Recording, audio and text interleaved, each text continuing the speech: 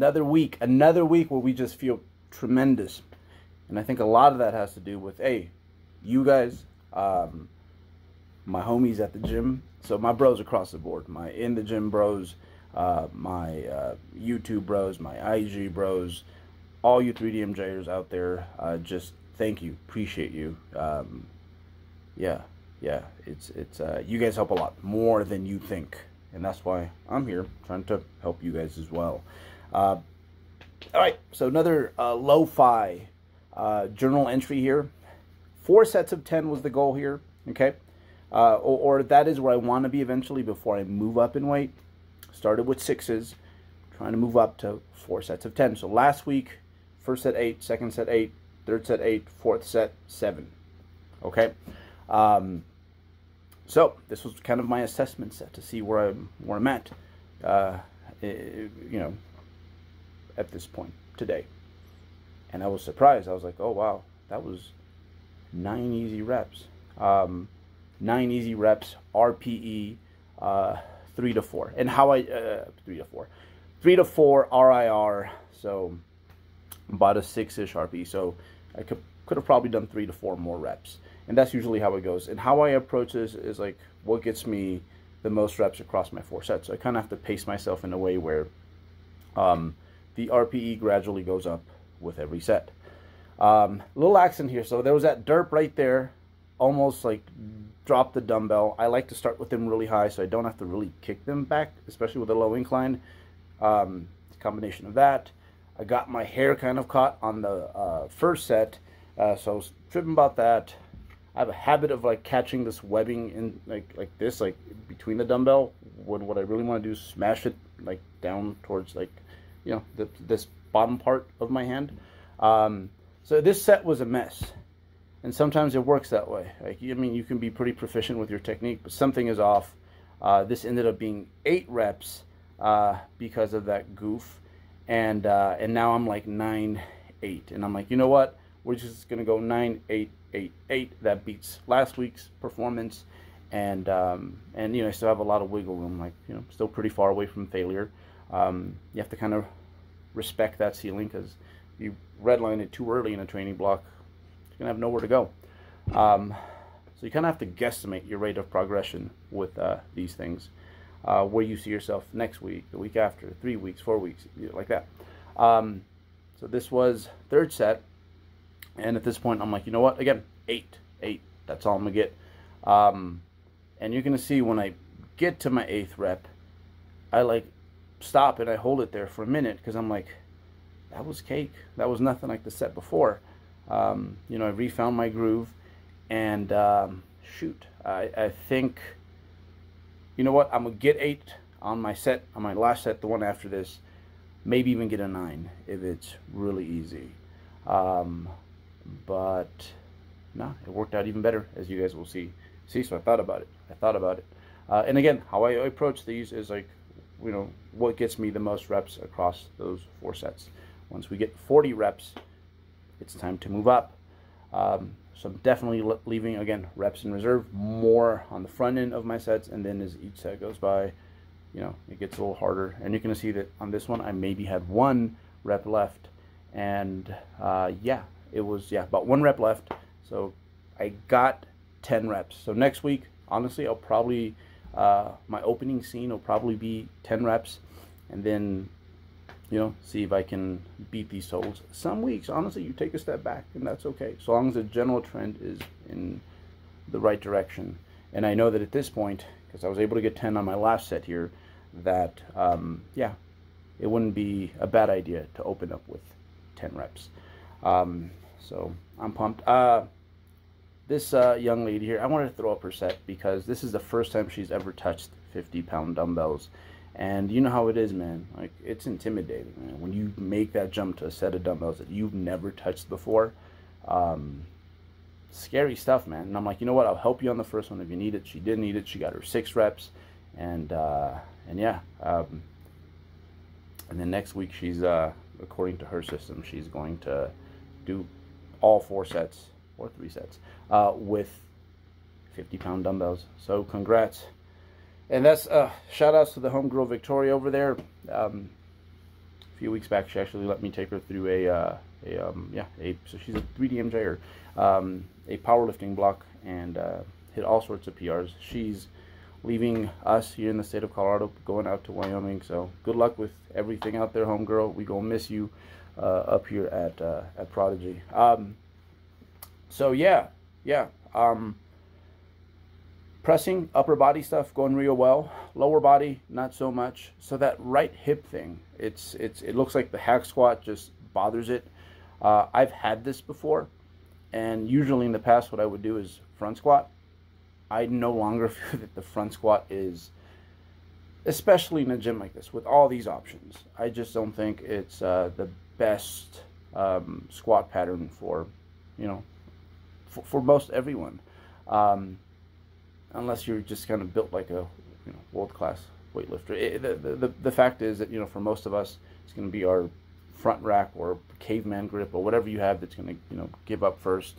You hop on a leg press like this, side back squat press, chances are when you are running out of reps, it's probably your quads that are the limiting factor there. So yeah, I'm gonna wait it out with this hip thing. Actually, during my prep, I had that happen. It was the right hip, and then knee tendonitis. Of course, yeah, like for the first time ever in my life. And the biggest thing is figure out what you can do, what your body does allow, so long as it doesn't make you feel worse afterwards. So long as you don't feel like it's slowing down the recovery of whatever it is that you're trying to work around, then we're doing well. I was flat as can be here, man. This was definitely, a few days into, almost 4 days, like pretty low in regards to food. Calories are somewhere like in the 2,400 range, which is quite assertive for me. Even though I'm pretty sedentary right now, that usually gets the job done. The videos before, I was actually like nice, full, and supercharged. And that's probably why the presses went so well, is they're very dependent on just feeling big and filled out, and just like carb focused up here, right?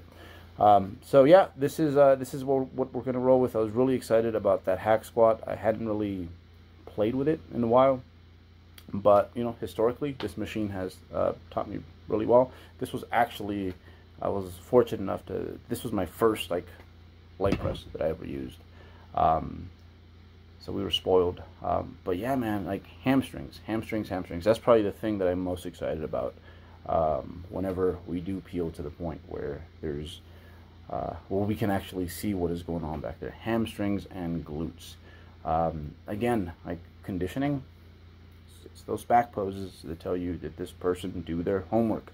And we're just gonna have so many like zigzaggy stuff everywhere back there. And again, a lot of that has to do with me just finally getting to the point where I'm mastering my hinging, and then on these leg curls, well, now that I have hamstrings, it's like extra exciting when I do these. You know how it is, man. When the body part starts getting pretty good, it's actually fun to get after it. And then this right here, this was again the hack squat that I was supposed to be using. I'm gonna let Cynthia just demo it with you guys, along with the newest Rascal shirt, no pain, no gain. And shoot, one thing that I've really, it's been a reminder, but it's also been fun to feed that to her, and then a lot of the other female lifters in the gym who we're there, like we're cheering for y'all too. It's just like, again, teaching them to, like, I guess find that aggression and not be afraid of those slow reps. Because man, I was actually telling the guys this in one of our last meetings, that if I spend too much time like really far away from failure, like when I'm going through a strength block or something like that, which we throw in from time to time, failure will feel a little foreign. It feels a little scary, and honestly, that's probably one of the reasons that I'm kind of okay with the fact that a lot of people out there probably start out with like that super broed out, balls to the wall, 100 miles per hour, uterus to the wall sort of training. And again, like, maybe it sounded sophisticated, maybe I'm just assuming things, but with like my last dumbbell press sequence, the incline. Yeah, like, we were balancing things, and I kind of knew where I was for the most part within a reasonable amount, like how close I was to failure, right? It's hard to really have a firm grasp on that if you've never really trained to failure before and pushed to that point. So yeah, I think it just sparked something up here. I think just going forward with a lot of my athletes programs, I think that's something that we're going to include just a little bit more on safe movements, just like, towards the end of a block or something. It's like, hey, just go for it. Just so that you can, it's always just so that you can see like where that limit is. We can compare it later, so it works as an assessment tool, but it's also just good to have that mental toughness up here. So yeah, no, we're back, we're flying, things are feeling tremendous. Somewhere in the mid 180s right now in terms of body weight. Again, 5 more pounds, I am done. And believe it or not, man, one of my biggest motivations to hop back on this, I went on the bodybuilding message boards, went under my old handle, Father Flex, read through some of my old stuff, and seeing just how driven I was when I was hungry, and trying to just, get my piece of the pie. Like, it just brought me back, and it's like, that's exactly what that kid wanted. And it's like, you have it, man, so you owe it to him. Motor rows, single arm pull down. I guess I found out that the motor rows, the way the guy that I picked them up from taught them, they weren't a single arm pull down. I consider them a single arm pull down. So maybe we should stop calling them motor rows and just call them this. I don't like doing them on a pull down like this, and that's just simply because when I'm on the floor or I'm braced on something like that, my torso isn't, I got something to lean against. Again, just how we use the bench pressing for the chest pressing, or the chest supported rows for the rows. Same thing with this. On a pull down, it's just easier to wiggle around, use momentum, and again, because the lack of stability, you might miss out on a few reps. But anyhow, guys, fantastic week. I am feeling good. Look at that big sexy tank top, good. So see more of those soon. Yeah, that's how we're doing. Hopefully you learned something from this. Got any questions, sprinkle them below. Any advice even, man. You guys give some pretty good advice. Or just like, you guys are just good at clapping it up and keeping it positive. So anyhow, that is it. Check you guys out next week.